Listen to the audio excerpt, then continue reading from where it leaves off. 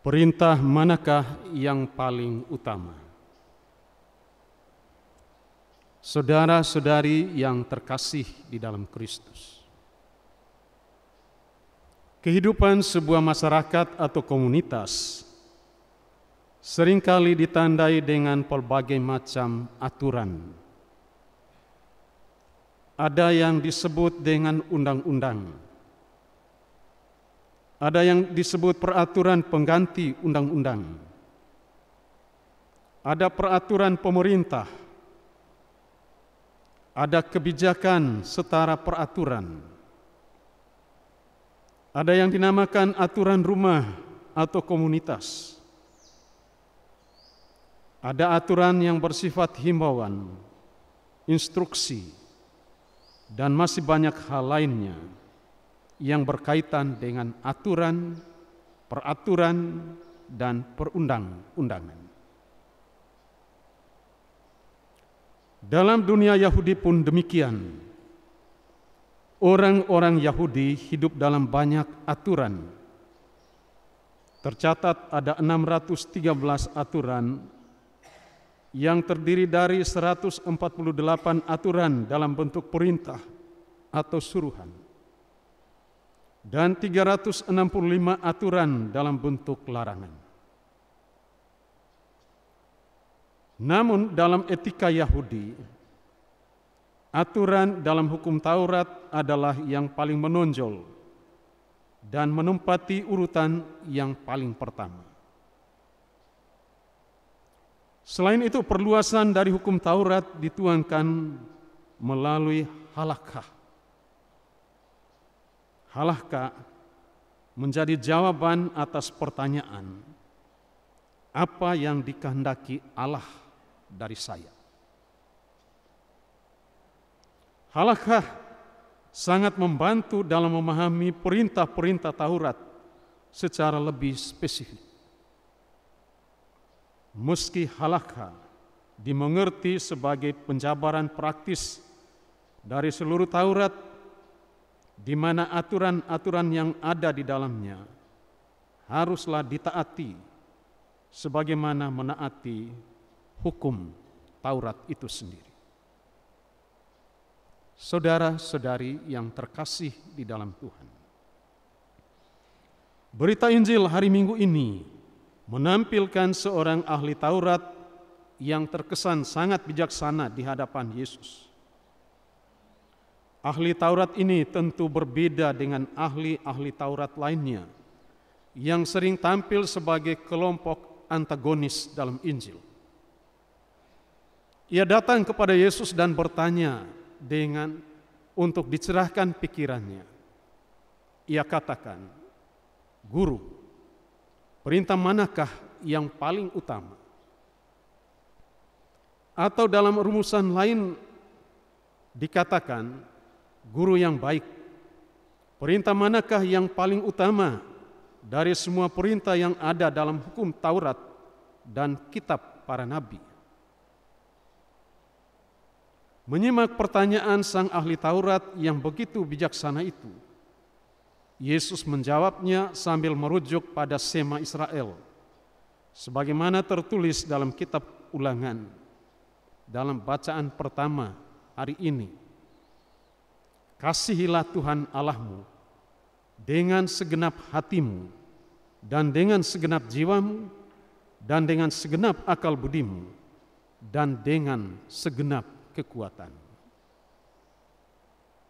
Shema ini adalah kredo bagi orang-orang Israel. Shema ini selalu didaraskan oleh orang-orang Israel sebagai doa harian di mana-mana, entah di dalam rumah bersama-sama dengan anggota keluarga ataupun secara pribadi, maupun di dalam sinagoga sebagai jemaat beriman. Bahkan ketika ajal menjemputnya dari kehidupan di dunia ini, orang-orang Israel mengucapkan kata-kata dalam Shema ini sebagai kata-kata terakhir. Selanjutnya Yesus menyebut perintah kedua yang setara dengan perintah pertama. "Kasihilah sesamamu manusia seperti dirimu sendiri.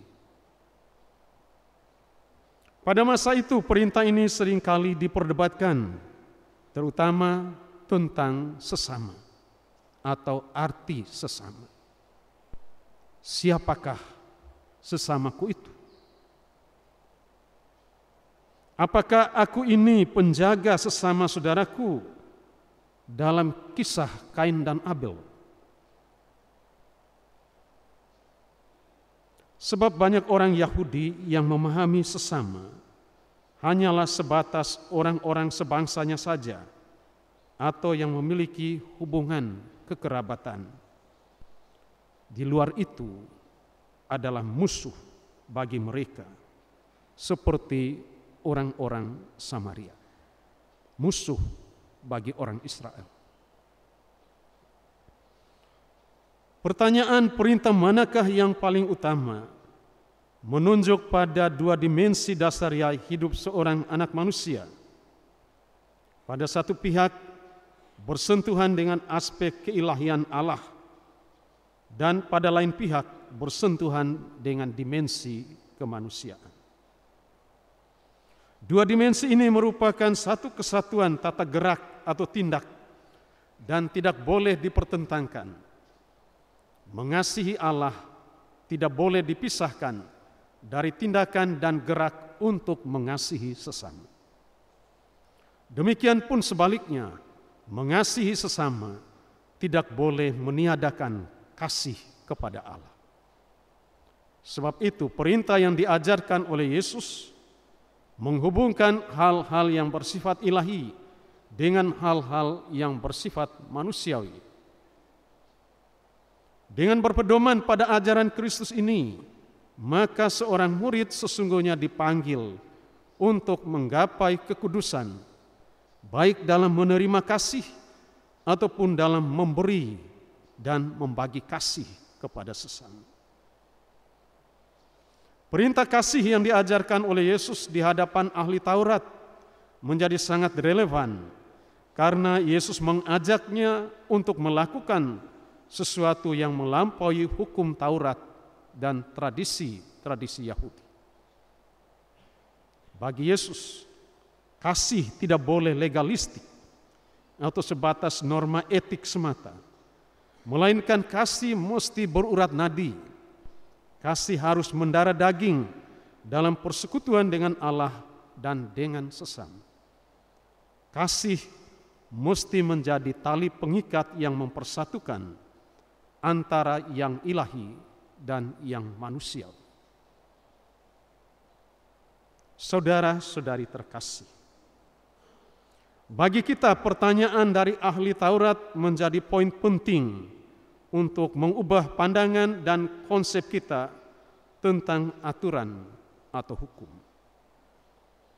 Kita mungkin bertanya yang sama, Romo, perintah manakah yang paling utama bagi saya sebagai calon imam di lembaga pendidikan ini, di dalam komunitas ini? Jawaban yang pasti tidak lain dan tidak bukan adalah kasih. Tentu saja tidak ada perintah lain yang lebih indah dan lebih bagus daripada perintah untuk mengasihi Allah dan mengasihi sesama.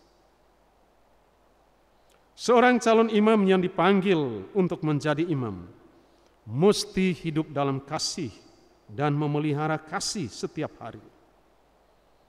Ia harus belajar mengasihi Allah dengan rendah hati, jujur dan setia. Tanda bahwa seorang calon imam telah mengasihi Allah yaitu dengan tidak jemu-jemunya mendekatkan diri kepada Allah dengan membaca dan merenungkan kitab suci, berdoa setiap hari tanpa mengenal lelah, dan senantiasa menghayati kembali doa-doanya itu, serta merayakan Ekaristi dengan hati yang penuh syukur. Tanpa mengakrabkan diri dengan kitab suci, berdoa dan Ekaristi, kita hanya menjadi seorang pekerja sosial yang saleh. tanpa mengakrabkan diri dengan kitab suci, berdoa dan ekaristi, kita hanya menjadi orang Farisi zaman ini yang terkesan saleh di balik jubah putih. Selain itu, pelaksanaan akan aturan hidup harian harus bersumber dan berpuncak pada kasih. Kasih mesti dimulai dari hal-hal kecil dan sederhana. Kasih mesti dimulai sejak saat ini dan di sini. Kasih mesti menjelma dalam kehidupan bersama dengan orang lain atau sesama, tanpa membeda-bedakan asal, suku, budaya, dan golongan. Mengasihi sesama haruslah seperti kita mengasihi diri kita sendiri. Namun perlu disadari pula, mengasihi bukan berarti berkompromi atau bersekongkol dalam hal-hal yang tidak baik. Misalnya, ada yang malas berdoa, dibiarkan. Malas misa, tidak diingatkan. Malas kerja dan belajar, dicuekin. Bolos atau tidur di luar komunitas, didiamkan. Atau istilah lebih keren, bermain cantik.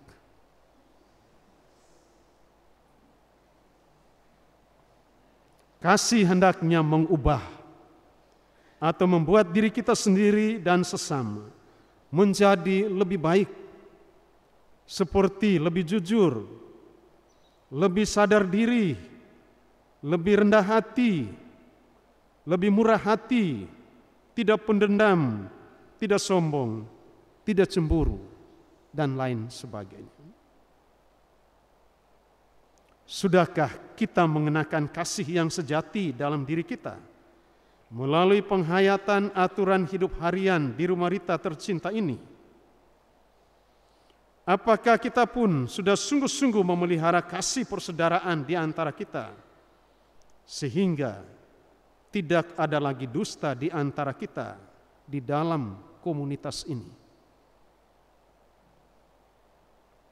Mari kita berbagi kasih dengan hati yang tulus dan gembira. Sebab setiap orang yang hidupnya ditandai dengan kasih, ia hidup di dalam Allah. Karena Allah adalah kasih. Tuhan memberkati kita semua. Amin.